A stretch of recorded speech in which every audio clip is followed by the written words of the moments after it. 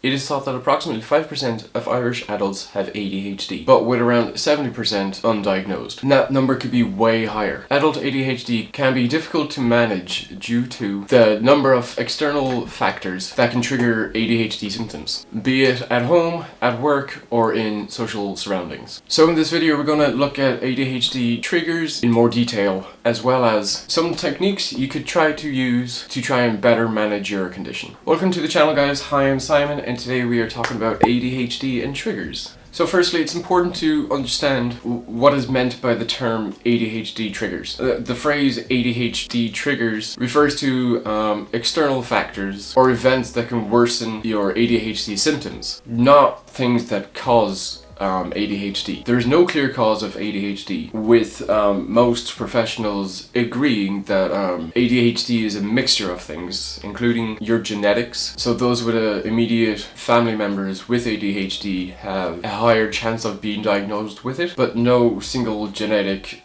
fault has been identified. Your brain structure differences. So brain scans have shown that people with ADHD may have smaller and enlarged areas of the brain and neurotransmitter imbalances.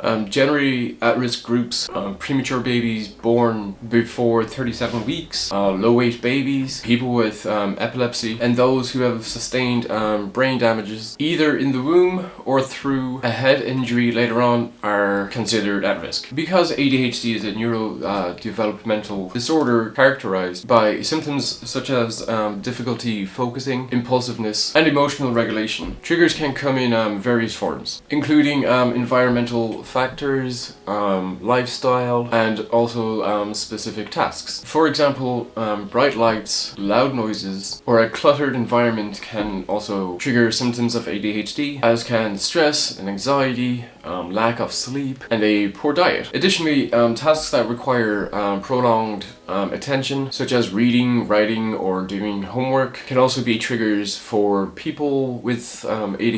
It is important to identify and understand ADHD triggers in order to effectively manage your symptoms. By reducing your exposure to triggers, you can mitigate the impact that ADHD has on your everyday life and improve your ability to focus and concentrate. Understanding triggers can also help when it comes to developing strategies for managing symptoms, such as practicing stress management techniques, establishing a consistent sleep schedule, and creating a calm and conducive work environment that is free of distractions. It is worth noting that what triggers ADHD symptoms in one person may not be the same for someone else. Every person's experience with ADHD is unique, and it's important to develop a comprehensive and personalized treatment plan specific to your triggers. Due to ADHD being a personal experience, everyone's triggers are different. That being said, there are a few triggers that are universally agreed upon as having a negative impact on ADHD. So poor sleep. Sleep is crucial for the brain to consolidate new information and form memories. Without adequate sleep, the brain struggles to focus and concentrate, which can trigger similar symptoms related to ADHD. Research has shown that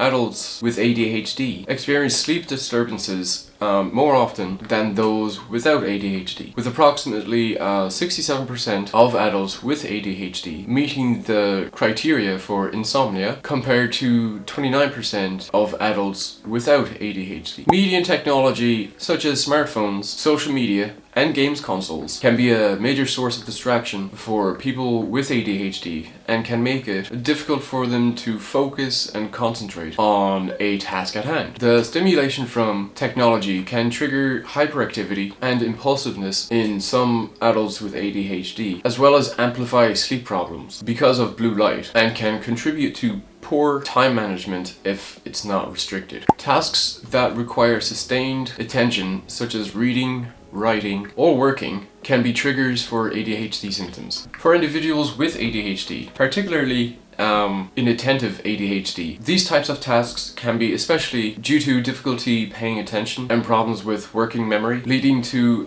restlessness, frustration, and impulsiveness. Managing your ADHD triggers is a crucial step in effectively controlling the symptoms of ADHD. By reducing exposure to triggers, people with ADHD can improve their ability to focus, control impulsiveness, and manage their emotions. Here are some strategies for managing ADHD that you might find useful. Eating a healthy and balanced diet. Diet in general can affect our mood and behavior, such as caffeine increasing your alertness. While research into diet and its impact on ADHD is limited, there is some evidence to suggest that eating a diet rich in whole foods, such as fruits, vegetables, protein, and healthy fats can help regulate the body's energy levels and improve some symptoms of ADHD as a result. On the other hand, consuming processed foods and high sugar diets rich in artificial coloring, additives, and preservatives have been linked to the triggering of ADHD symptoms, although this is mainly in children who may typically be exposed to higher levels of sweets. Exposures to screens such as televisions, your mobiles, or